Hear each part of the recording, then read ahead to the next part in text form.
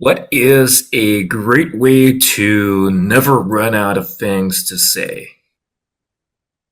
This fucking question. uh, we can go deep on this one as well, but I'll go mediumly deep.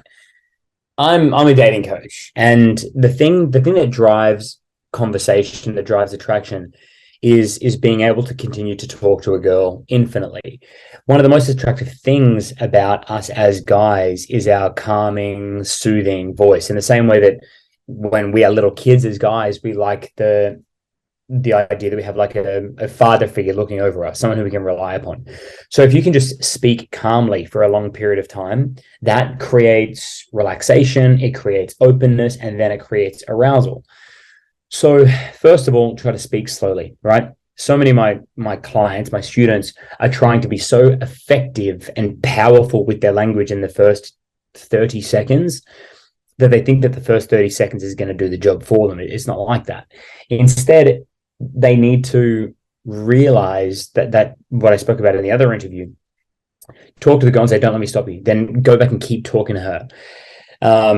So if you say to a girl, don't let me stop you, then you create an opportunity to talk again and again and again and again. And if you build up rapport by sharing time together speaking, she relaxes with you and she likes you, and then she's going to be inclined to say yes to hang out, date, make out, and whatever.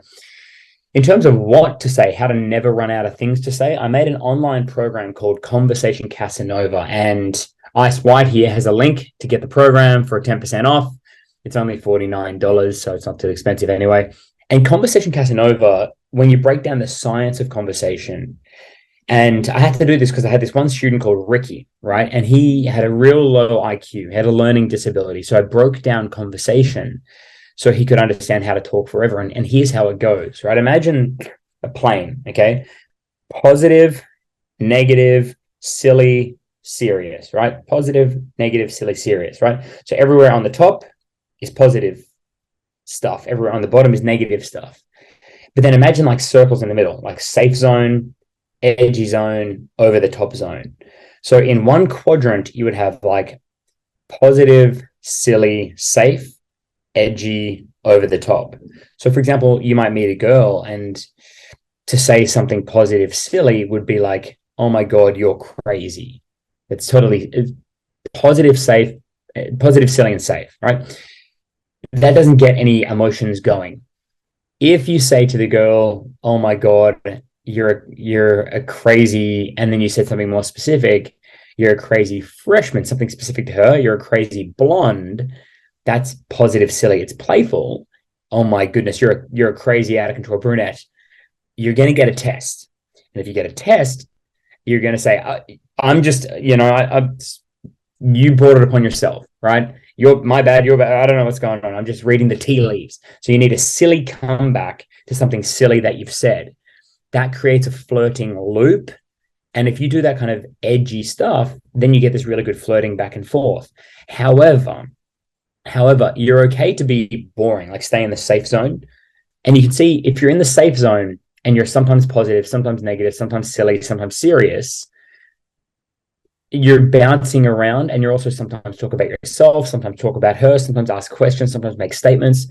All of these balances, which we study and analyze as dating coaches, and we do with our pickup students, that gives you a range of emotions. And if you have a range of emotions, then the conversation is always interesting. So what you can do is you can file it away in your head to sometimes talk about things you love, sometimes talk about things you hate. Ask her, what does she love? Ask her, what does she hate? And then that's like positive, negative. But silly and serious, ask silly questions. Hypothetically, which historical man would you have sex with? And then on a serious note, you would say, on a serious note, who has been the most important person in your entire life? So I'm constantly, the way that I used to do this kind of intuitively, I would imagine as my conversation flows, I'm making jokes based off pop culture. I would notice if it's going too silly, then I want to balance it back to serious with genuine rapport type of stuff. And that's what drives the engine of conversation. Now, that's the metrics and the science of conversation. It needs to be balanced. Ready? Positive, negative, silly, serious, safe and edgy. Edgy creates tests. Sometimes about you, sometimes about her, sometimes in questions, sometimes in statements. That gives you like 64 variables of things to speak about. In terms of content, oh, there we go. There you go. Well done, man. Smooth move. Okay, let's talk about how to develop content, and then I'll talk about this graph a little bit more. Well done. Where you can get verbal content from is mainstream media. So watching TV shows like Friends and Big Bang Theory and Two and a Half Men, even Game of Thrones, The Simpsons, Family Guy, all these things actually help you with general lines of conversation. And I know a lot of people say, I don't watch TV, I don't watch the news, and that's fine. But good PUAs, even guys like, Tyler and Jeffy, they all watch a lot of media, even if that's podcast, to hear the kind of mainstream things that we're talking about. But if you're only consuming, male-oriented media like PUA content or Joe Rogan podcast, which is, of course, more of a male audience, you're going to be very technically minded. But you want to watch things like Friends is brilliant. If you watch the show Friends, even though the humor is a little out of date, that will give you a good idea of what's going on. I think also, I was watching The White Lotus recently, and as dramatic as that show is, it gives you an idea of how people talk, at least. So that's a really good starting point. Another thing that I do is I listen to podcasts from the radio in Australia every day. So I'm hearing, topics that are a current affair, like Chat GPT, which is relevant at the moment, and the Chinese balloons over America and the stock market crashes, stuff like that. So that gives me things to talk about. And then some of it can be serious, like what that means to us. And then some of it can be silly, which is just the funny, lighter side of things. But so they are some of the ways that I understand content to talk about and then deliver it. And then there's some drills that you can do out there, guys. So you can do this thing with your computer, like we have our laptops now, is you can try talking for 60 seconds and try to go positive, negative, silly, serious. And usually if you talk about something serious, you can make a joke out of that. If you're too silly, you can say, hold on, we're being too silly. Let's do something serious, right? Let me ask you a serious question. Where do you want to work in the future? Where did you grow up? Who was the most important person to you? Deep rapport types of questions. So there's that exercise. There's another exercise called free association. So if I say one word like espresso cup, okay, you need to think of 5 things that are associated with an espresso cup. And again, it doesn't matter how impactful your topics are. It matters that there are no awkward silences or that you are easy to talk to. So if I say espresso cup, then I can say coffee store in New York. I can say Melbourne Coffee Brewery. I can say it. You just shorted again? No. I'm just saying I hate coffee. So for me, my word association would be garbage. Yeah. Okay. Some people hate coffee. I can say hiking in the jungles of Colombia to farm coffee. You could say, first thing in the morning. And then, from first thing in the morning, 5 things associated with that, like taking a shit, morning sunrise, listening to music, doing your to-do list, scrolling on TikTok. And then from TikTok, 5 things with that. Now, there's another drill, like the master drill. It's called the free non-association game. And this is when you get really good at not being able to talk forever, like not having awkward silences. So you give me a topic that I don't know, right? In a minute, give me a topic, and I have to think of 5 things that are not associated with your topic that you give me, not things that we've spoken about recently, and not things that I can see in front of me. And of course, I got my desk. So I've got stuff on my desk like pens and lights and computers and iPads and some salt, coffee, iPhone. So give me a topic and I'll try to do a free non-association, see if I'm any good today. Well, maybe movies. Movies. Well, there's movies about everything. So that's really complicated. Okay. So 5 things that are not associated with movies. They do movies of everything. Well, that's about as hard as it gets. Okay. Topic number 1, quantum computing. Topic number 2, shadows. Even though I can see some in front of me, it's just random. Topic number 3, history is the 70s, right? Like the 70s era of history. Topic number 4 is going to the gym. Topic number 5 are Nike running shoes, which I feel them on my feet, but I can't see them. So that's it. So you can just randomly bring up any of these topics. Like, hey, do you like Nike running shoes? Hey, wouldn't it be cool if I could dress up I always wanted to go to a dress up party dressed as Austin Powers.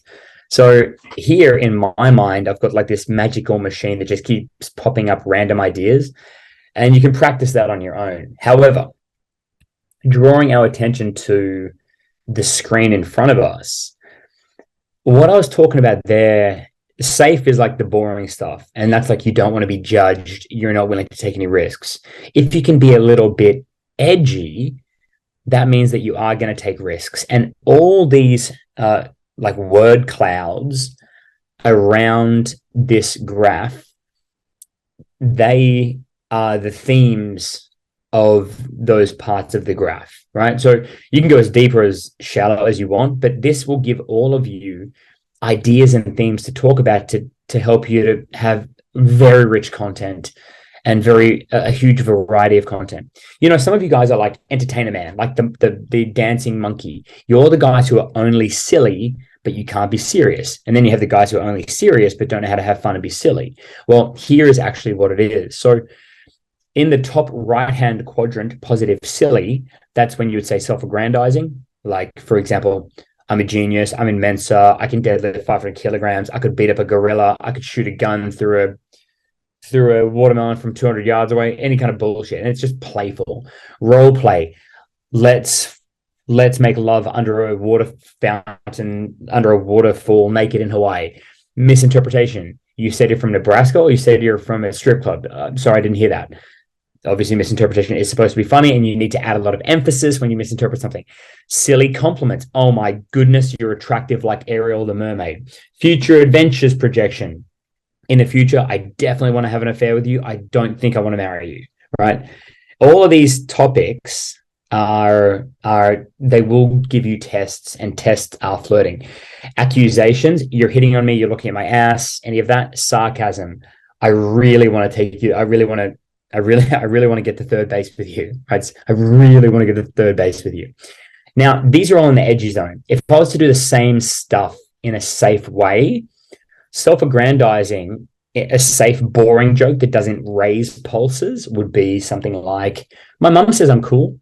Role play is like, we could get married in Vegas. Remember, these are the safe, lame versions. Misinterpretation. If the girl says, can I buy you a drink? And you're like, no. What's a real? I don't think lame normally. A lame misinterpretation is, that's what she said, or I know you are, but what am I? Like, it's fucking lame. Silly compliments are, this girl's trouble. That's kind of a tease, actually. This girl's a queen. I don't know. It's just some lame thing.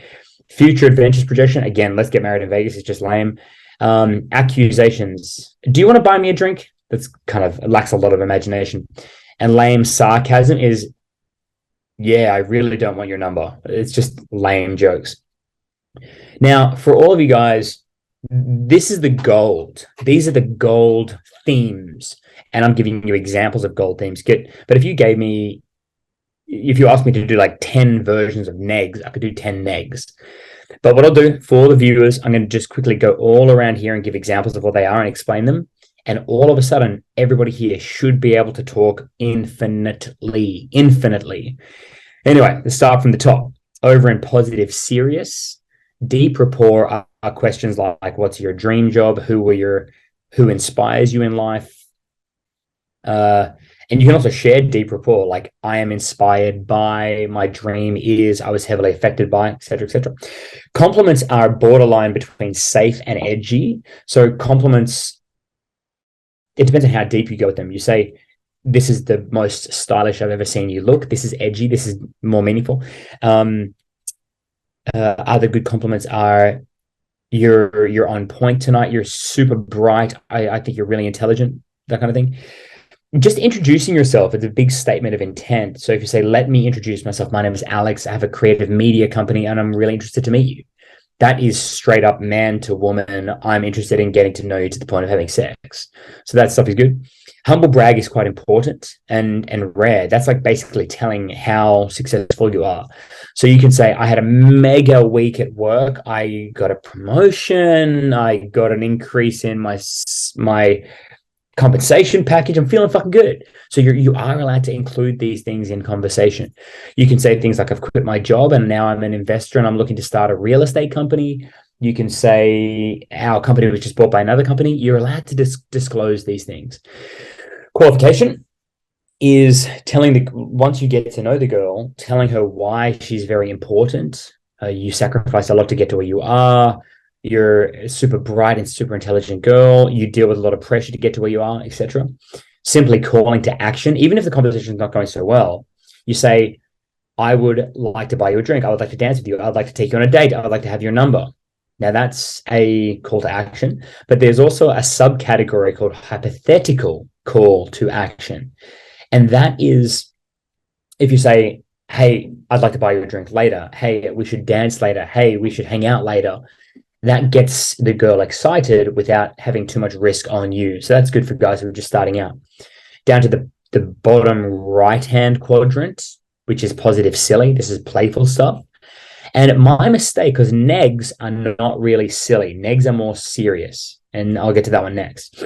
So silly is teasing. That's like, oh my, like a girl likes a guy who makes her laugh. Does that mean that you want to sleep with me? Negative sarcasm is like, I'm totally breaking up with you. Right? Negative tease. Self-deprecation, which is self-directed, would be, you make me wet my pants, or you're so scary that I can't even deal right now. Other self-deprecation is sometimes you guys say I have a small dick, which is pretty grotesque. You say I would never have enough. I would never be able to buy the castle that you deserve. Or self-deprecation, I'm not as cool as my friend over there with the big schlong. Okay, referencing your friend having the schlong, the buzzword being schlong, but you getting yourself involved in it. And backhanded compliments, these can be negative serious. It's the same as a neg, and that would be something like, you've got a really good sense of humor, right? It's pretty shitty. It's like, oh, I see that you're dressing for athletic to feel athletic rather than to feel pretty. Complete bullshit. Like, there's not really any place in the game for that.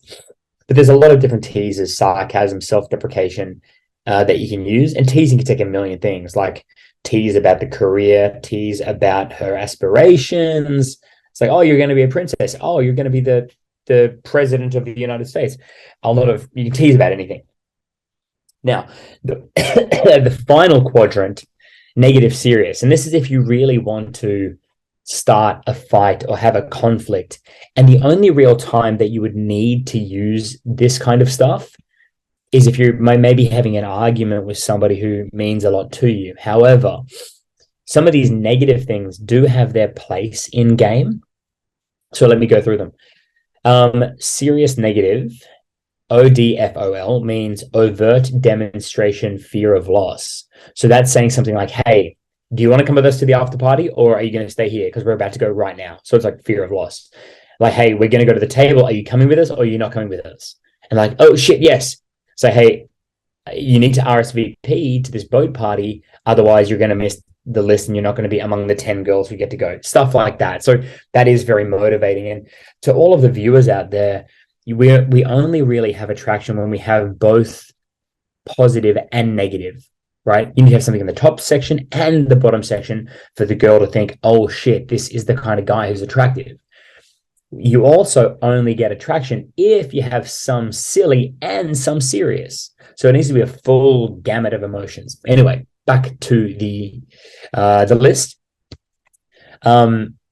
Serious negative, empathy is don't let me stop you. Sorry if I'm interrupting. I'm aware you're having girls' night. That's basically you're apologizing, but in a very mature and formal way. But it's very, very powerful. Being skeptical towards the girl, saying things like, you say that to every guy, you're just gaming me, you're trying to be impressive, you're hitting on me, stuff like that. It's kind of a tease, but also a bit of a call out. Like, I don't know if I call bullshit on that. You're making things up. You're allowed to do those kind of things, but do it in a measured way.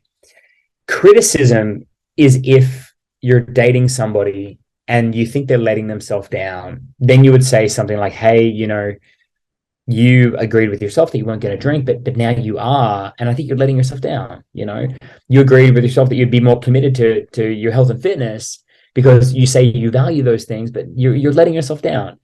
And people need to hear that. Students want to hear that from coaches. Children want to hear that from parents. Listeners want to hear that from your own authorities. Like, dude, you're being fucking lazy. You can do better. Guys love to hear that, and girls love to hear it as well, as long as it's coming from a person they respect. Call outs is something like, if the girl says, will you buy all of our friends a drink? Then you say, I'm not the fucking Salvation Army, right? This is not a slave parade. I'll buy one drink, but I'm not buying 5. Okay. Some of those girls got to up their girl game, and then maybe they're going to get some drinks from other guys in the club. That's a call out. But it's also a personal boundary. A personal boundary is like, I'm only going to buy 1 drink, not 5. Vulnerability is actually quite good as well. You can say things like, how intimidating it is to come and talk to you. It shows a different side of the conversation. You can say things like, my friends and I were all intimidated to come and speak to you. I'm nervous talking to you. I worry if I'm upsetting you. I worry if do you consent to me kissing you? That's showing some vulnerability because you show rejection. So there's a toolbox, gentlemen, and potentially any ladies, and potentially anybody who's in between genders out there listening to this. For you to be an interesting person to talk to, you want to have a range of emotions, a variety of components to your personality. And when you get better at this, when you get good at this, you are going to be bored if you're only silly or only serious or only positive or only negative. And just by literally downloading this list and going through it, you can have a lot of things to say. Oh, and by the way, I should add Negs. Negs is saying things like, and Negs belong in silly negative, a serious negative. And that's saying things like, you have an adorable overbite, which is actually offensive. Or the fashion you're wearing from last year, it still is good this year. It's a neg and it's fucked up. And it's some little thing that Mystery made up in like 2005 that somehow became like famous on movies all over the world. So yeah, it's just one thing that people can easily pick up from the book Venusian Arts or whatever the fuck it is and run with it, but it's not good. It's to neg somebody, as Mystery said, is that they have higher value than you, and you need to bring their value down so that you can have a chance. But that's the wrong assumption. We're all equal. And you're building rapport to lead towards compliance rather than bringing hot girls down a peg. And even then, if you bring them down a peg, then they just go back up a peg and it doesn't really matter. So it doesn't really work. So there's a program, a full program about this, like role plays and examples and in a game, all about this. It's about 12 or 13 hours. And for students of Game Guide, you get a link, and there's a special link through Ice White here, and you can get it for about $43 or $45, and it's all there. And I explained this in module 4, but module 5 is like 1,000 topics to talk about in game. Well, it's actually about 700, but topics like pole dancing and being a cuddle whore and chastity belts and strip poker and skinny dipping, all of these edgy types of words that I went through and wrote down just to fill your mind with a galaxy of topics that can be fun and to talk about. Because the question that you just asked me, Ice, is like, how do I talk? How do I never run out of things to say? Fuck, I could write a 10,000 word thesis longer. I'm the world expert on never running out of things to say. Literally the world expert on that topic. So it's, for you guys out there, either do a 5-week program with me, do a one-on-one call with me, or get Conversation Casanova and to try to get some of my ideas about this, because I'm one of the few guys who really focuses on how to never run out of things to say. Nowadays,